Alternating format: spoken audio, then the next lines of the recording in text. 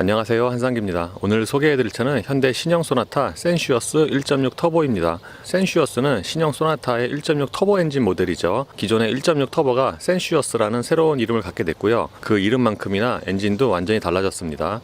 사실 출력의 수치로 보면은 기존과 동일하지만 새 1.6 CVVD는 완전히 새로 개발된 엔진이죠.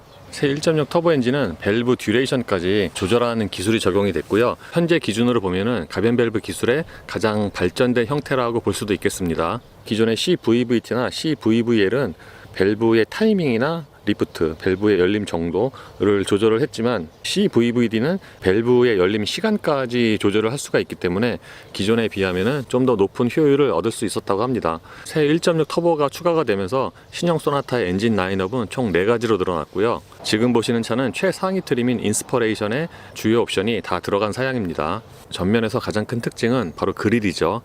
그릴이 기존의 소나타에 비하면 훨씬 공격적으로 변했습니다. 특히 저 그릴이 멀리서 보면은 존재감도 있지만 뭔가 파충류의 비늘 같기도 하고요. 이 1.6 터보는 서울 모터쇼에 나왔을 때도 디자인 때문에 관심을 좀 많이 모았는데 확실히 2.0에 비하면은 좀 더 보기가 좋습니다.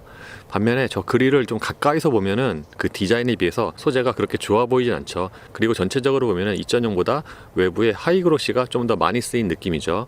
외장 디자인에서 센슈어스 전용의 특징이 몇 개 더 있는데 범퍼 하단 쪽의 디자인도 달라졌고요.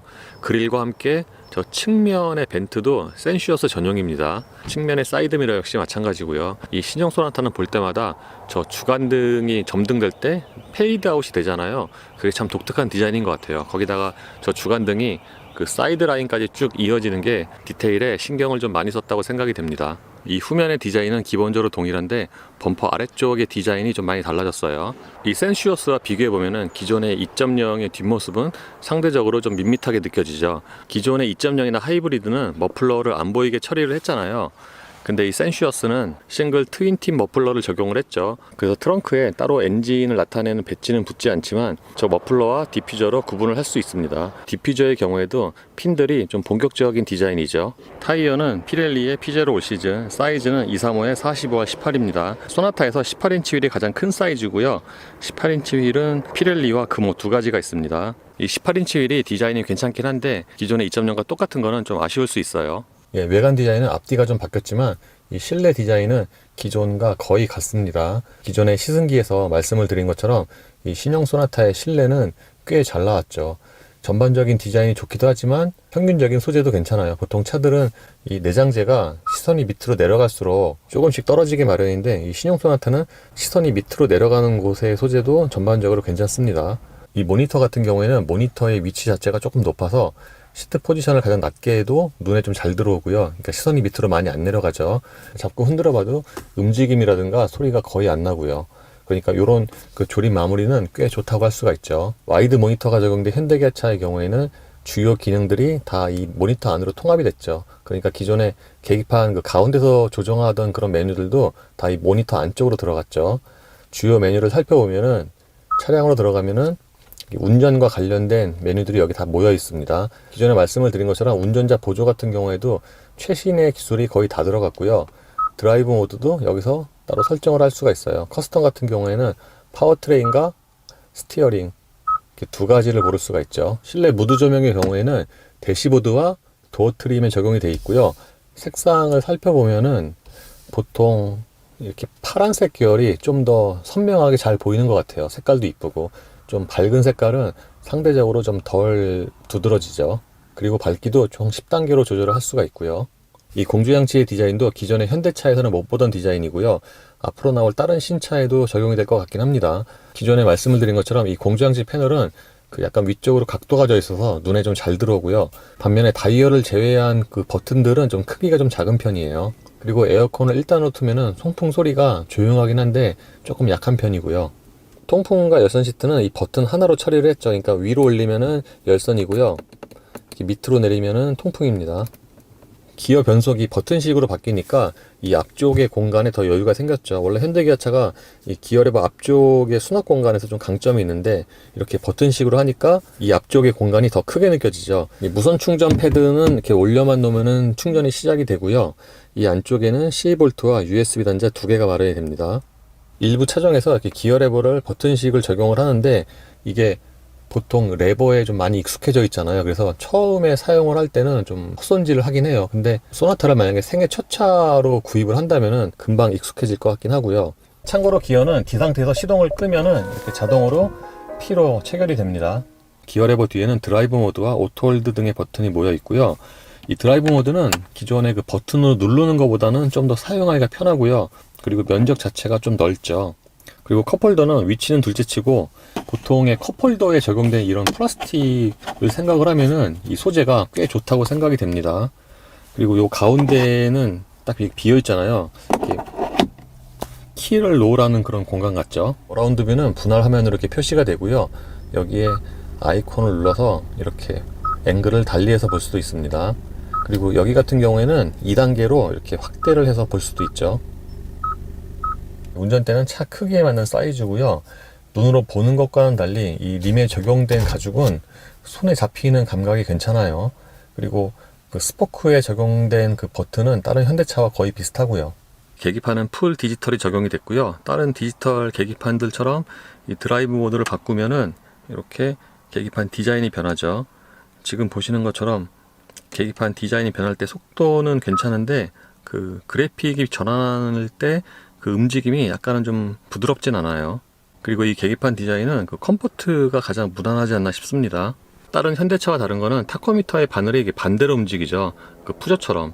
그래서 보통 기존의 현대차 또는 다른 브랜드의 차에 좀 익숙해졌다면은 저 계기판 바늘이 움직이는 게 처음에는 좀 어색할 수 있어요. 이 가운데에서는 여러 가지 정보가 표시가 되는데 지금 이 트릭 컴퓨터 창이고요.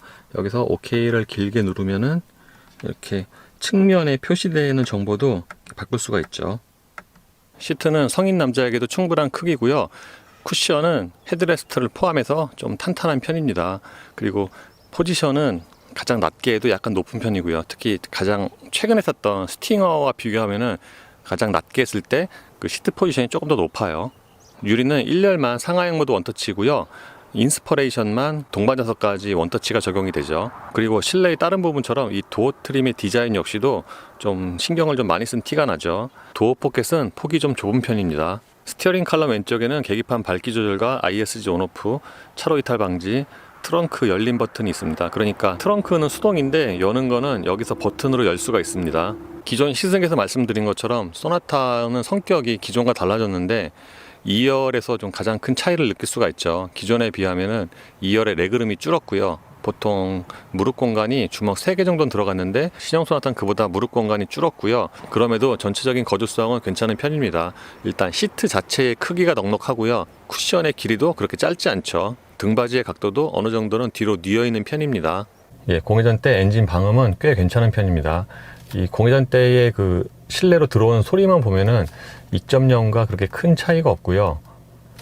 그 엔진 음색 자체가 약간 좀 디젤 같긴 한데 그 공회전대의 전반적인 방음은 꽤 좋다고 할 수가 있습니다. 그리고 진동 같은 경우에는 에어컨을 안 킨 상태에서는 운전대나 시트로 전달되는 진동이 굉장히 약하게 있는데 에어컨을 키면은 손으로 좀 느껴질 정도로 그 운전대로 진동이 좀 늘어나요. 시트로는 별로 없고. 이따가 말씀을 드리겠지만 가속할 때는 그 시트로 전달되는 진동이 좀 있습니다. 그러니까 이 차는 에어컨 유무에 따라서 그 진동이 좀 차이가 있어요. 이 차의 파워트레인은 1.6L 가솔린 터보 엔진과 8단 자동 변속기로 조합이 됩니다. 최고 출력은 180마력이고요. 이 출력의 수치만 보면은 기존 엔진과 똑같다고 생각을 할 수가 있는데 실제로는 완전히 새로 개발된 엔진이고요. 그리고 변속기 같은 경우에는 기존에는 7단 듀얼 클러치를 사용을 했는데 지금은 8단 자동으로 바뀌었죠. 최근에 그 현대 7단 듀얼 클러치가 저속에서의 꿀렁거림이 좀 많이 줄긴 했어도 보편적인 이제 승차감으로 보면은 이 8단이 승차감에서 좀 더 유리하긴 합니다. 처음에 말씀드린 것처럼 이 엔진은 뭔가 좀 복잡해 보이잖아요, 구조가. 근데 실제 운전자가 운전을 할 때는 그렇게 신경을 안 써도 되는 거죠. 기존의 2.0과 비교했을 때 가장 두드러진 차이점은 역시 힘인데 특히 중저속 구간, 보통 일반적인 운전자들이 주로 사용하는 그 스로틀 궤도량 지금처럼 한 20-30% 사용을 하시잖아요, 보통. 그때의 그 반응의 차이가 좀 많이 나죠. 사실 스마트 스트림 2.0은 전체적인 가속력, 그러니까 풀악셀 했을 때 가속력은 기존과 그렇게 큰 차이가 없어요. 근데 왜 그렇게 힘이 없냐는 말이 많이 나오는가 하면은, 이제 운전자가 주로 사용하는 한 2-3천 rpm 그 사이에서는 반응이, 그러니까 기본적인 좀 에코 모드가 아닌가, 그러니까 연비를 높이기 위해서 좀 연료 분사를 적게 하는 게 아닌가 싶을 정도로 좀 반응이 더디긴 하죠. 그래서 원하는 좀 출력 또는 가속력을 얻기 위해서는 좀 더 많이 밟아야 되고, 그래서 힘이 없다는 말이 나오는 것 같아요. 근데 이 1.6 터보 같은 경우에는 대략 비슷한 구간에서 훨씬 더 탄력적으로 차가 앞으로 나가니까 운전의 스트레스가 좀 적다고 느껴집니다. 공회전대의 정숙성은 좋은데 그 타이어 소리는 좀 많이 올라와요. 그러니까 지금처럼 90 정도나 80 정도로 달리면은 바람 소리보다는 타이어 소리가 대부분의 차들처럼 가장 두드러지게 들리고요. 이 차가 그 2.0과는 달리 그 1열 유리가 이제 두 겹이에요. 그래서 측면에서 들어오는 소리가 좀 적어서 타이어 소리가 좀 더 두드러지게 들릴 수도 있죠. 보통 자동차의 주행 중 소음은 한쪽을 막으면 다른 한쪽이 좀 더 크게 들리고 그렇거든요. 그래서 이거를 좀 확실하게 말씀을 드리기 좀 어렵지만, 어쨌든 대략 90 정도로 달리면은 그 타이어 소리가 가장 좀 두드러지게 들립니다. 차는 기존의 2.0에 비해서 약간 좀 더 단단하다고 느껴져요. 근데 저는 승차감 면에서는 2.0보다는 얘가 좀 더 나은 것 같아요. 2.0보다 자잘한 롤이 조금 줄어서 그런지, 그리고 하체가 조금 단단해지긴 해도 여전히 그 부드러움을 좀 남겨놓고 있어갖고, 대부분의 도로에서는 이 1.6 터보가 좀 더 승차감이 좋다고 느껴집니다.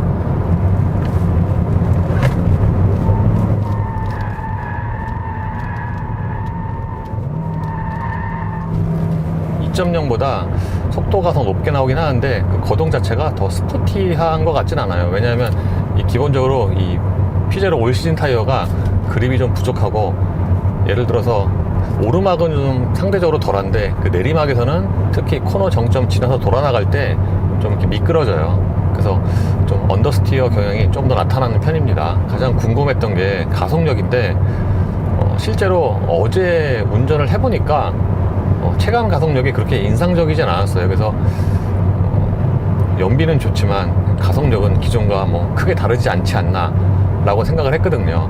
왜냐하면 기존의 1.6도 LF 제가 그거 마지막으로 산 게 2015년이거든요 4년 전 7월달. 그 차 같은 경우에도 저는 느낌이 되게 좋았어요. 저속에서 좀 토크가 좀 팡팡 터지고, 그래서 204마력 엔진보다 오히려 이런 세단에 탑재되는 1.6 중에서는 얘가 가장 딱 좋지 않나 라고 생각을 했는데, 어제 운전을 해보니까 그 정도로 이렇게 저속에서 토크가 이렇게 자연스럽게 나오는 그런 느낌은 아니었거든요. 근데 막상 딱 비교를 해보니까 얘가 생각보다 되게 빠르더군요. 제 동영상 기준으로 정지에서 200km까지 약 34초인데 코나 1.6 터보 출력 거의 비슷하잖아요. 그거와 좀 비슷하지 않을까 했는데 코나 1.6 터보보다 월등히 빠르고요. 그리고 뉴라이즈 2.0 터보와 거의 비슷합니다.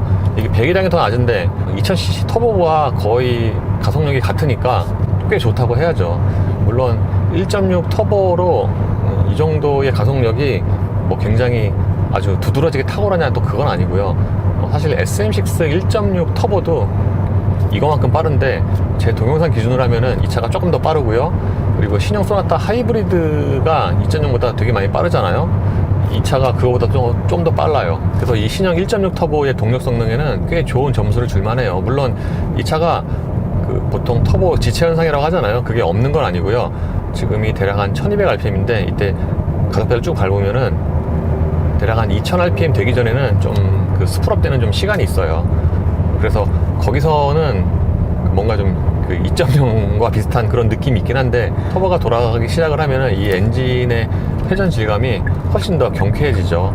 그리고 거의 6000rpm 정도 돼서야 급가속 때 이제 자동으로 변속이 되는데, 그때도 토크가 죽는 느낌이 별로 없고요. 사실 이렇게 밸브 트레인이 좀 복잡하고 그러면은 고회전에서 좀 약한 모습이 있긴 하거든요. 그 엔진 소리는 터보가 돌아가는 시점과 비슷한 것 같아요. 그러니까 2000rpm 이하에서는 엔진 소리가 이렇게 가속을 해도 잘 들리지 않아요. 근데 2000rpm이 넘어가면은 이제 엔진 소리가 커지는데 이때 그 시트로 그 진동도 좀 생기고요. 어쨌든 2000rpm 넘어가면은 이 엔진 소리가 커지긴 커지는데 아주 이렇게 두드러지게 엔진 회전수와 비례해서 그만큼 커지는 건 아니고요. 근데 엔진 출력을 생각을 하면은 엔진 음색은 약간 좀 평범하지 않나. 반면에 아주 고회전 한 5,000, 6,000rpm 정도 쓰면은 그때는 또 엔진 소리가 괜찮아요. 근데 보통 가솔린 DOHC는 좀 톤이 좀 높다고 하잖아요. 근데 이거는 그 정도는 아니고요. 약간 좀 베이스음이에요. 이렇게 가속을 회전수 다 쓰면서 하면은 진동이 좀 생기죠. 물론 소나타 2.0 처음 탔을 때만큼 그 진동이 많은 건 아니고요. 그러니까 공회전 때에 비하면은 이 운전대나 바닥으로 오는 진동이 좀 더 생깁니다. 제가 어저께 이 차 시승을 하면서 가속력이 그렇게 인상적이지 않은 것 같다고 생각을 했는데, 그 이유가 이 차가 좀 체감 가속력이 좀 더뎌요. 그러니까 실제로는 빠르지만 그 몸으로 느껴지는 가속력은 좀 인상적이지 않거든요. 다른 말로 하면은 이 차가 고속에서 좀 되게 안정적이고, 이 고속에서 안정감은 그 2.0보다 더 좋은 것 같아요. 뭔가 고속으로 달려도 그거보다 한참 밑에 속도라고 생각이 돼요. 그만큼 좀 차체 거동이 안정적인데, 반대로 이 바람 소리 같은 경우에는 좀 도드라지게 들려요. 처음에 말씀드린 것처럼 한쪽을 막으면 다른 한쪽의 소리가 더 많이 들리게 마련이긴 하지만, 이 차 같은 경우에는 그 전면에서 그 부딪히는 바람 소리가 좀 가장 도드라지게 들립니다. 제가 소나타를 총 4번을 탔어요. 2.0 2번, 하이브리드, 그리고 이 1.6 터보까지 이번이 4번째인데, 이 4대 모두가 다 그 고속으로 주행할 때 이제 바람 소리가 가장 좀 부각돼서 들리죠. 다르게 생각을 해보면은 이 두겹유리가 아닌 그 2.0도 거의 비슷하게 고속으로 주행할 때 앞쪽에서 바람 소리가 좀 많이 났거든요. 물론 이 바람 소리가 뭐 아주 저속부터 나는 건 아니고요. 대략 한 120 정도까지는 괜찮아요. 그러니까 보통 운전자들이 고속도로에 많이 사용하는 속도 거기까지는 괜찮은데, 그 이상 한 140 이 정도에서는 이제 바람 소리가 가장 부각돼서 들리죠.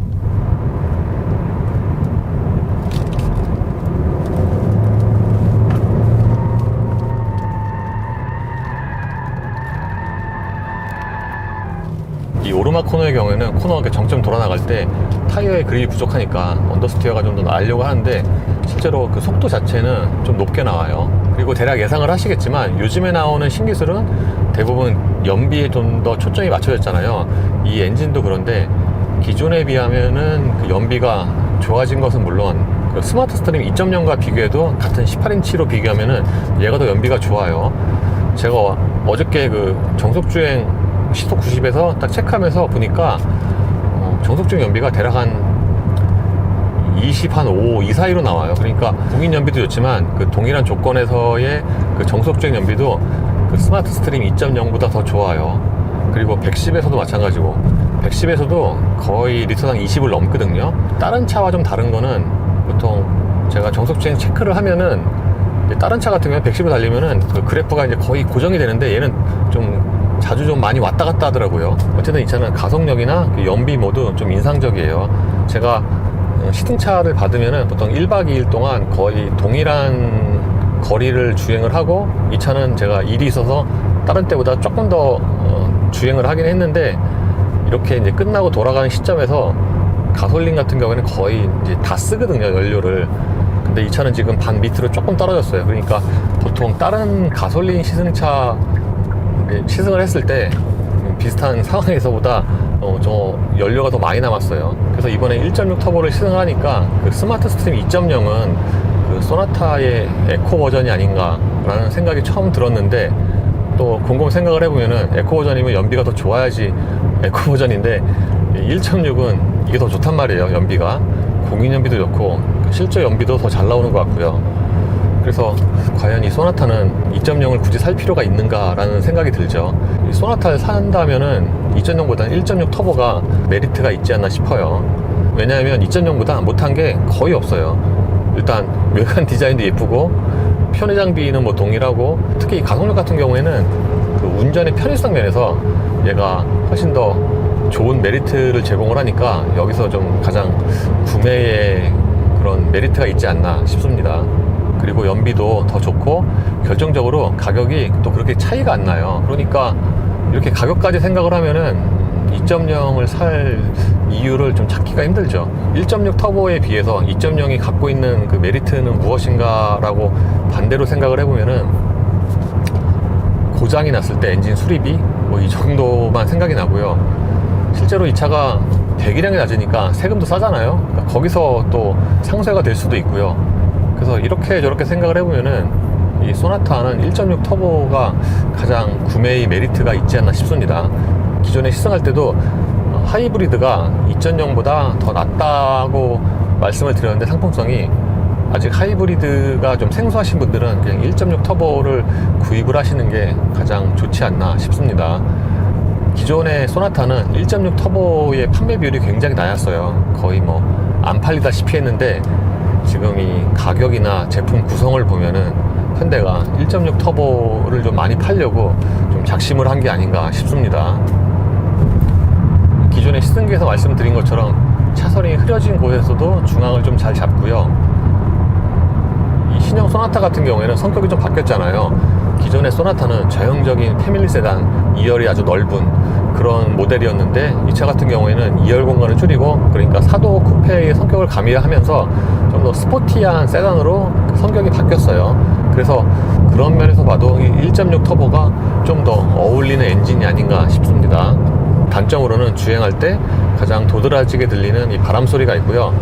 그리고 양쪽 그 도어 트림에서 나는 그 잡소리가 있어요. 이게 앞서 시승했던 세대의 소나타에서는 이런 잡소리가 안 나는데 이 차 같은 경우에는 이쪽 도어 트림과 이쪽 도어 트림에서 모두 그 딱딱딱딱 좀 부딪히는 그런 플라스틱 소리가 나요. 제가 그래서 이쪽 안전벨트랑 헤드레스트까지 한번 좀 이렇게 만져봤는데 그거와 상관없이 소리는 계속 나네요.